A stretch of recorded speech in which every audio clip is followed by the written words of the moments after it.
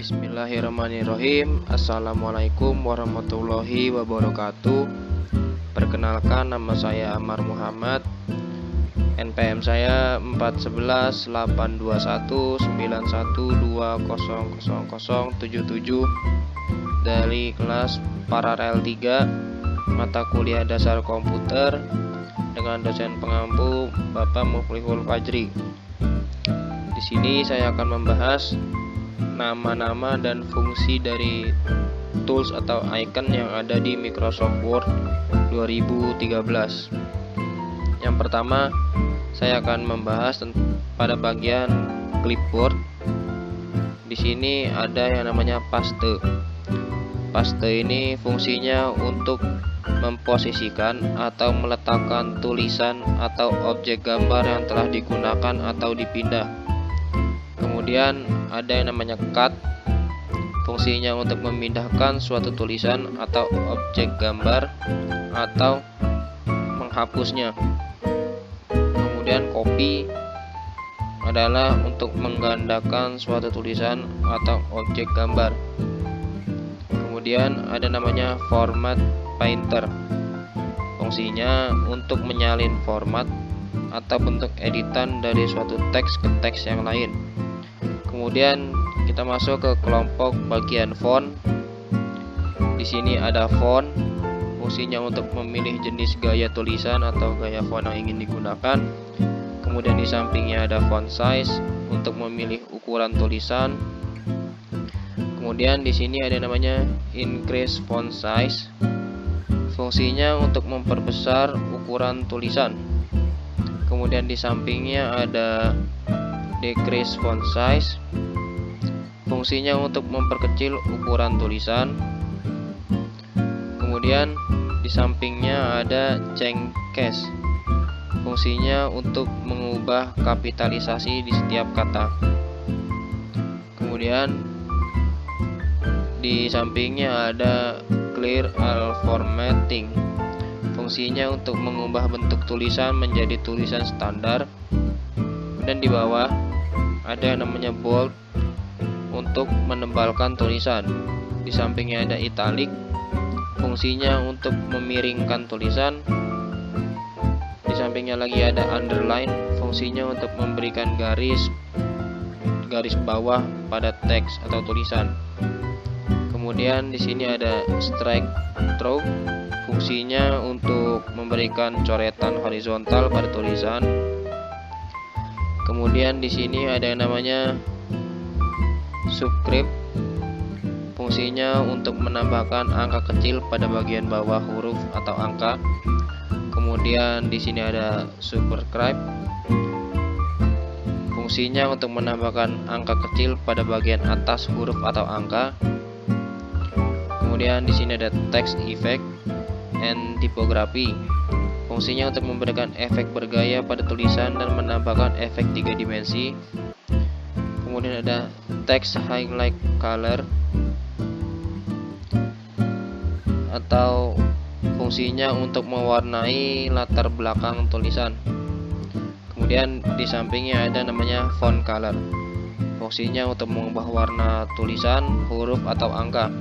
Kemudian kita masuk ke kelompok bagian paragraf. Yang pertama itu ada bullet, fungsinya untuk memberikan tanda secara berurutan pada tulisan atau memberikan simbol. Kemudian numbering, fungsinya untuk memberikan penomoran secara berurutan pada tulisan. Kemudian di sampingnya ada multiple list, fungsinya untuk memberikan penomoran atau tanda bertingkat pada tulisan.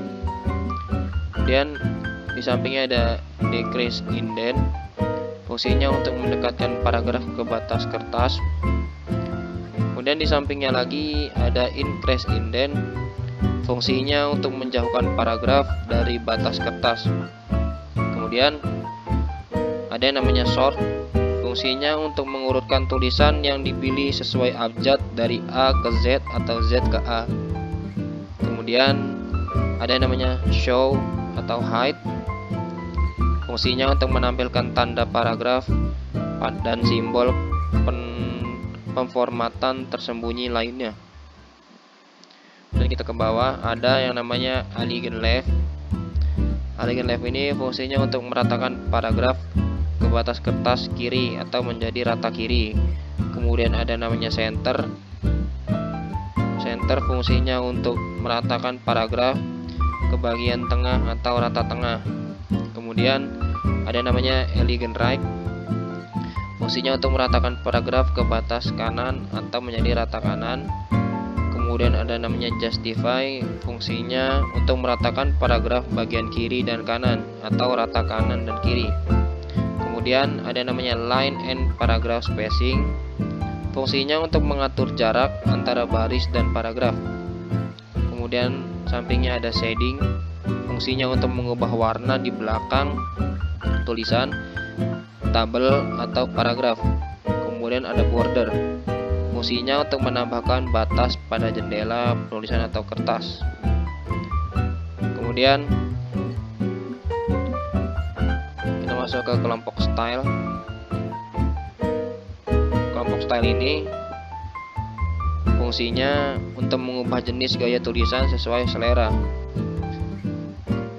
Kemudian masuk ke kelompok editing. Di kelompok editing ini ada yang namanya find.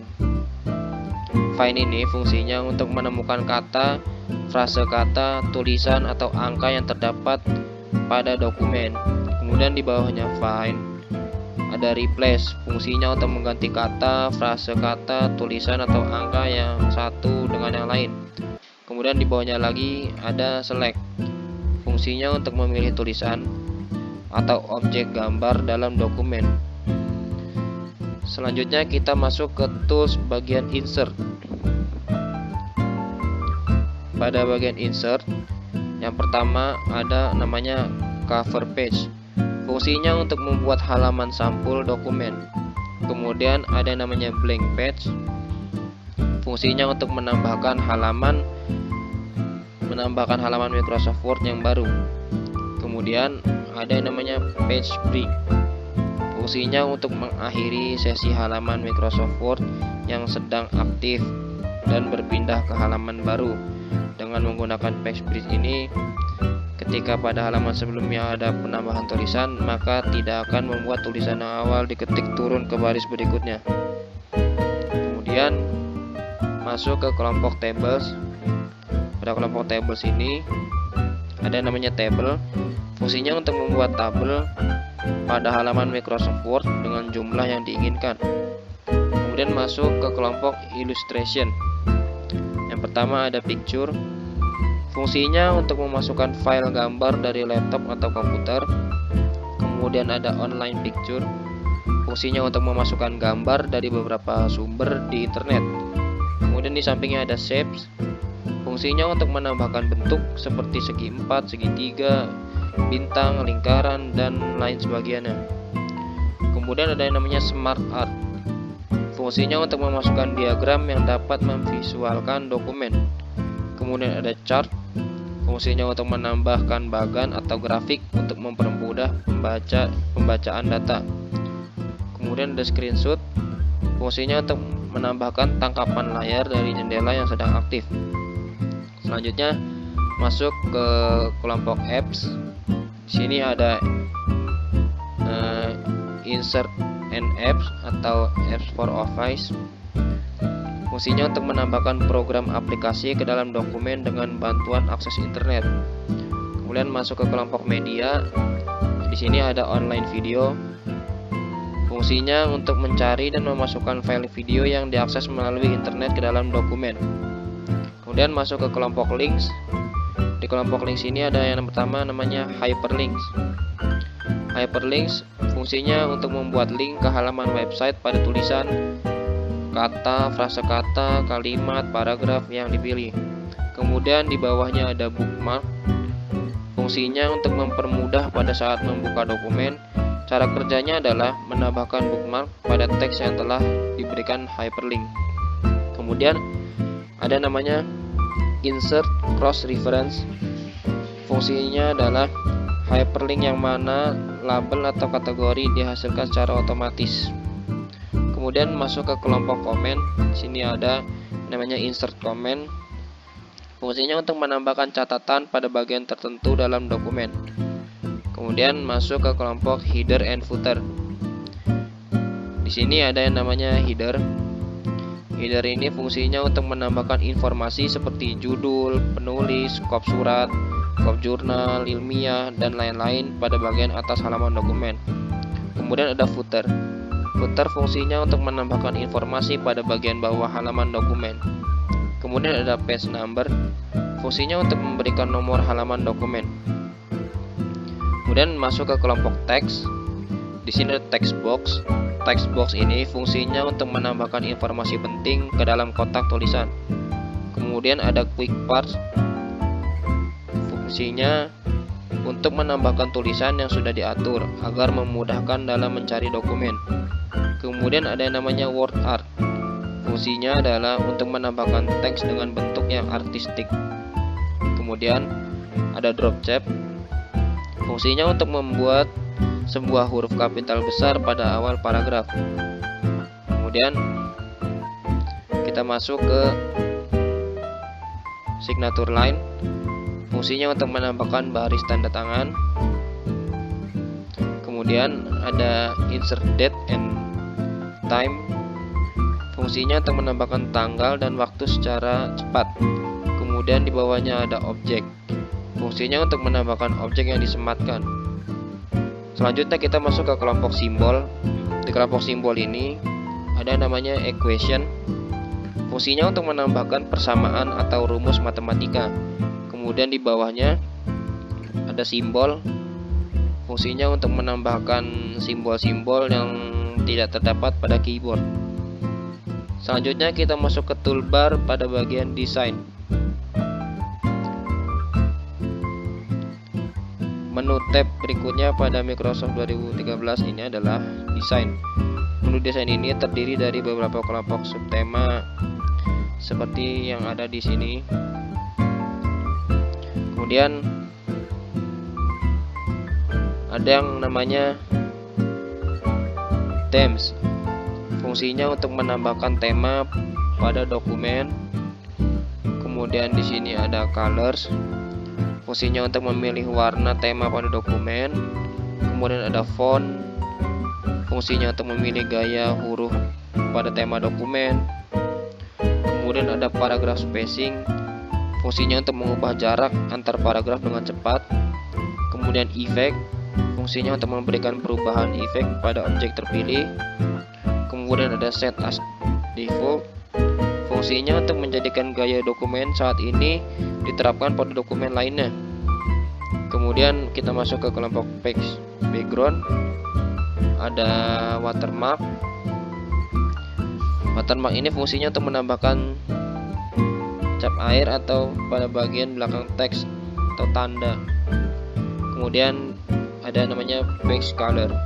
Fungsinya untuk memberikan warna pada halaman dokumen. Kemudian sebelahnya lagi ada border and shading atau page border. Fungsinya untuk menambahkan bingkai pada sisi kertas. Selanjutnya kita masuk kepada tools bagian page layout. Pada bagian page layout yang pertama ada margin.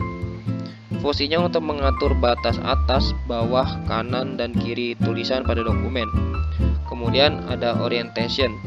Fungsinya untuk mengatur posisi halaman menjadi bentuk portrait atau landscape. Kemudian ada size. Fungsinya untuk mengatur ukuran kertas yang ingin digunakan. Kemudian ada columns. Fungsinya untuk mengatur kolom pada dokumen.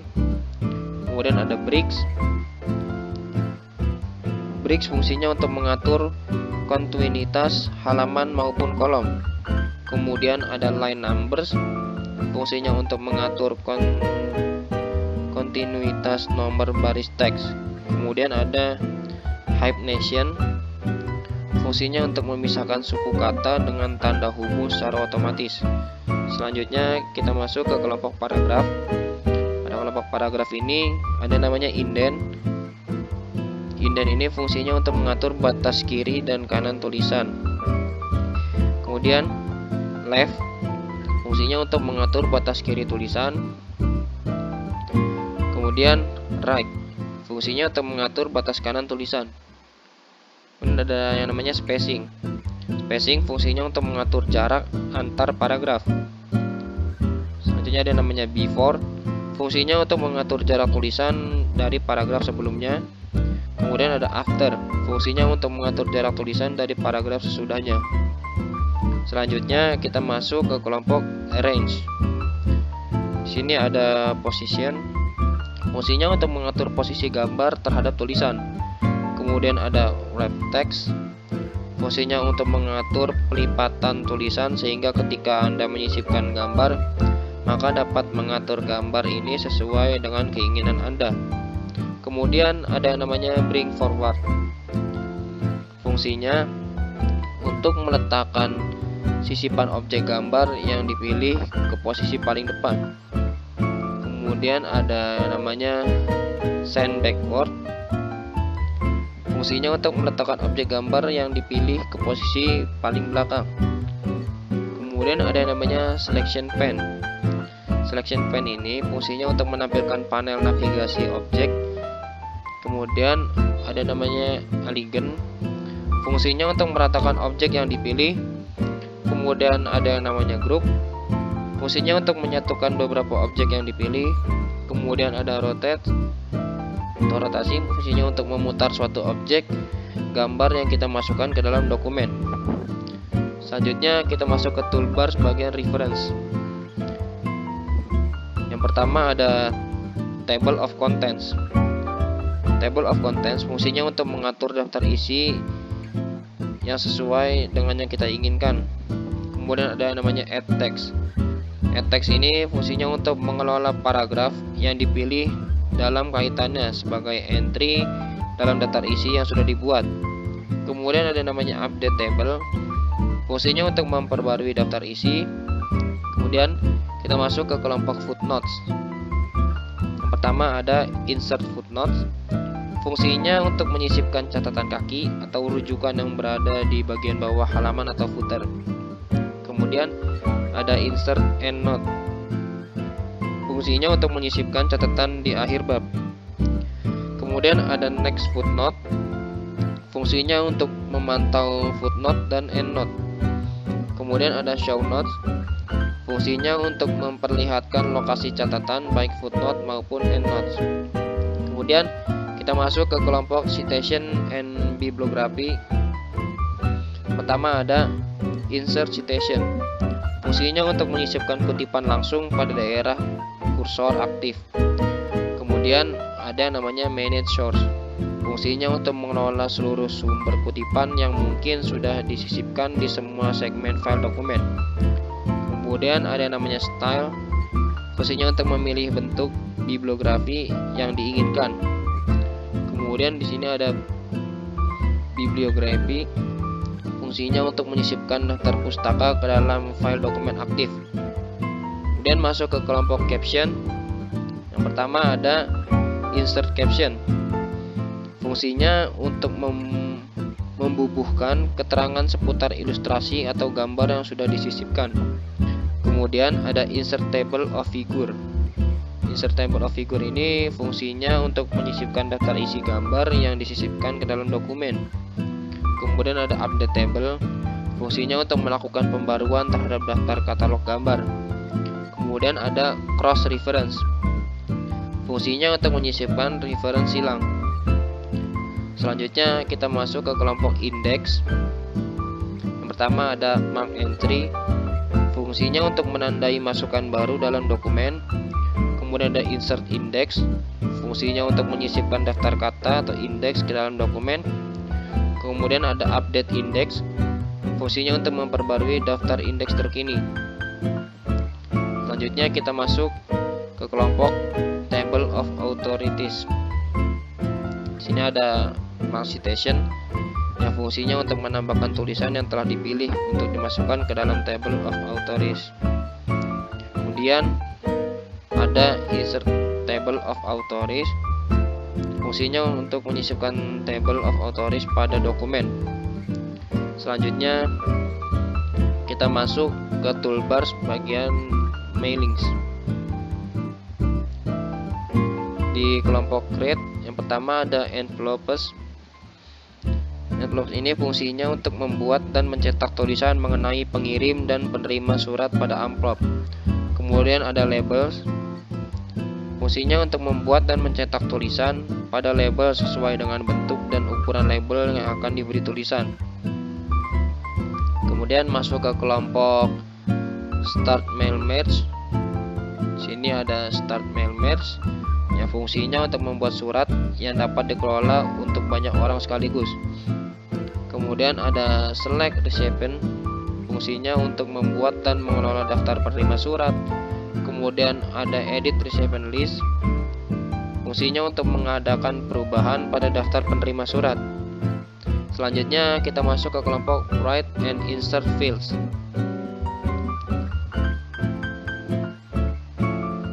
Di sini ada yang namanya highlight merge fields. Fungsinya untuk mengetahui dan mengubah adanya informasi yang salah terkait surat yang sedang dibuat. Kemudian ada address block.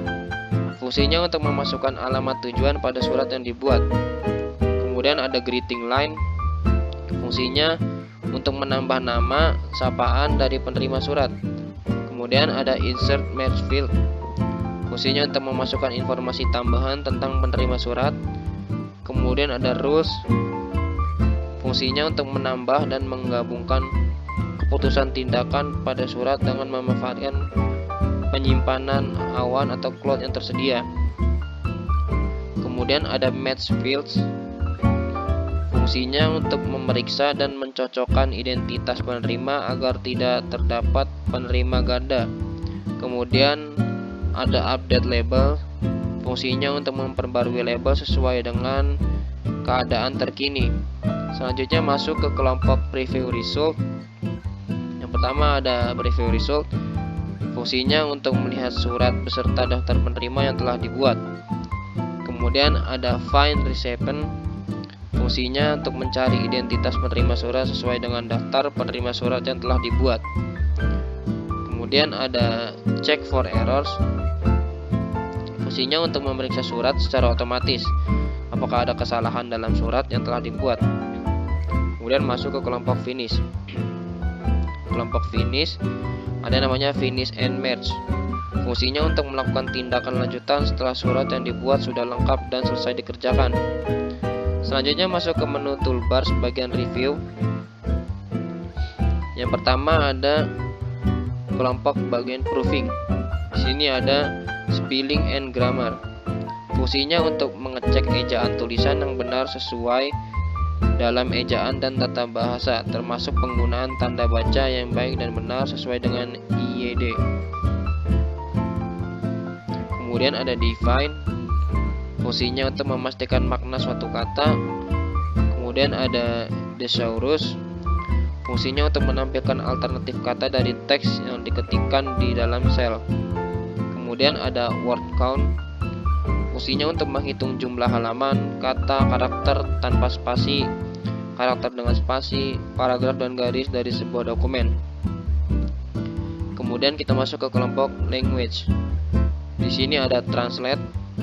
Translate fungsinya untuk menerjemahkan tulisan dari suatu bahasa ke bahasa yang lain. Kemudian ada language, fungsinya untuk mengatur bahasa tulisan yang dapat saling diterjemahkan. Kemudian masuk ke kelompok comment. Di sini ada new comment, fungsinya untuk menambahkan komentar baru pada tulisan, kata, frasa kata, kalimat atau paragraf. Kemudian ada delete, fungsinya untuk menghapus komentar yang sudah dibuat. Kemudian ada previews, fungsinya untuk melihat komentar sebelumnya. Kemudian ada next. Next fungsinya untuk melihat komentar sesudahnya. Kemudian ada show comment, fungsinya untuk menampilkan semua komentar yang sudah dibuat. Kemudian selanjutnya masuk ke kelompok tracking. Di sini ada track change, fungsinya untuk melacak perubahan yang dibuat pada dokumen ini. Hal ini sangat berguna jika dokumen hampir selesai dan kita bekerja dengan orang lain untuk melakukan revisi atau memberi umpan balik. Kemudian ada yang namanya simple markup. Fungsinya untuk memilih bagaimana kita ingin melihat perubahan di dalam dokumen. Kemudian ada yang namanya show markup. fungsinya untuk memilih jenis markup yang akan ditampilkan di dalam dokumen. Kemudian ada yang namanya reviewing pane, fungsinya untuk menampilkan semua perubahan pada dokumen kita dalam daftar. Selanjutnya masuk ke dalam kelompok change. Di sini ada accept, fungsinya untuk klik untuk opsi opsional tambahan seperti menerima semua perubahan sekaligus. Kemudian di sini ada reject, fungsinya untuk klik untuk opsi opsional tambahan seperti menolak semua perubahan sekaligus. Kemudian di sini ada previews, fungsinya untuk berpindah ke perubahan yang dilacak sebelumnya. Dan di sini ada next, fungsinya untuk berpindah ke perubahan yang dilacak berikutnya. Selanjutnya masuk ke kelompok compare. Di sini ada compare, fungsinya untuk membandingkan dua dokumen untuk melihat perbedaan di antara keduanya. Kemudian masuk ke kelompok protect. Di sini ada namanya block authors. Kemudian ada namanya restrict editing, fungsinya untuk membatasi berapa orang dalam mengedit dan memformat dokumen. Selanjutnya kita masuk ke toolbar bagian view. Pada toolbar bagian view, di sini ada yang namanya read mode. Read mode ini fungsinya untuk merubah tampilan halaman dokumen menjadi bentuk yang mudah dan nyaman untuk dibaca. Kemudian ada print layout, fungsinya untuk memeriksa bagaimana dokumen akan terkunci saat dicetak. Kemudian ada web layout, fungsinya untuk melihat tampilan dokumen sebagai halaman web. Kemudian ada outline, fungsinya untuk melihat tampilan dokumen sebagai tampilan outline. Kemudian ada draft, fungsinya untuk melihat tampilan dokumen sebagai tampilan draft. Selanjutnya kita masuk ke kelompok show. Pertama ada ruler, fungsinya untuk menampilkan atau menyembunyikan garis. Kemudian ada grid lines, fungsinya untuk menampilkan atau menyembunyikan garis bantu lembar kerja. Kemudian ada navigation pane, fungsinya untuk menavigasi dokumen ke dalam heading, page, and result. Selanjutnya ada kelompok zoom. Di sini ada zoom, fungsinya untuk memperbesar atau memperkecil tampilan dokumen sesuai keinginan. Kemudian di sini ada 100%, fungsinya untuk mengembalikan tampilan dokumen ke ukuran 100%. Kemudian ada one page, fungsinya untuk menampilkan satu halaman dokumen. Di bawahnya ada multiple page, fungsinya menampilkan banyak halaman dokumen. Kemudian ada page width, fungsinya untuk menampilkan halaman dokumen sesuai ukuran komputer atau laptop. Kemudian masuk ke kelompok window. Di sini ada new window, fungsinya untuk membuka jendela dokumen kedua sehingga kita dapat bekerja di tempat yang berbeda pada waktu bersamaan. Kemudian ada arrange all, fungsinya untuk menumpuk jendela yang terbuka sehingga kita bisa melihat semuanya secara bersamaan. Kemudian ada split, fungsinya untuk melihat dua bagian dokumen pada saat bersamaan. Selanjutnya di sini ada view side by side, fungsinya untuk membolak-balikan dokumen dan melihatnya secara berdampingan sehingga kita dapat membandingkannya dengan lebih mudah. Kemudian sini ada synchronous scrolling, fungsinya untuk membandingkan dokumen baris demi baris. Di bawahnya ada reset window position, fungsinya untuk menempatkan dokumen yang kita bandingkan menjadi berdampingan. Kemudian ada switch window. Switch window fungsinya untuk memindahkan dari satu jendela aktif ke jendela aktif lainnya. Kemudian masuk ke kelompok macros, fungsinya untuk memperlihatkan makros pada halaman tulisan Microsoft Word. Mungkin itu saja penjelasan dari icon atau toolbar Microsoft Word 2013 dari saya. Kurang lebihnya mohon maaf. Semoga bermanfaat. Wassalamualaikum warahmatullahi wabarakatuh.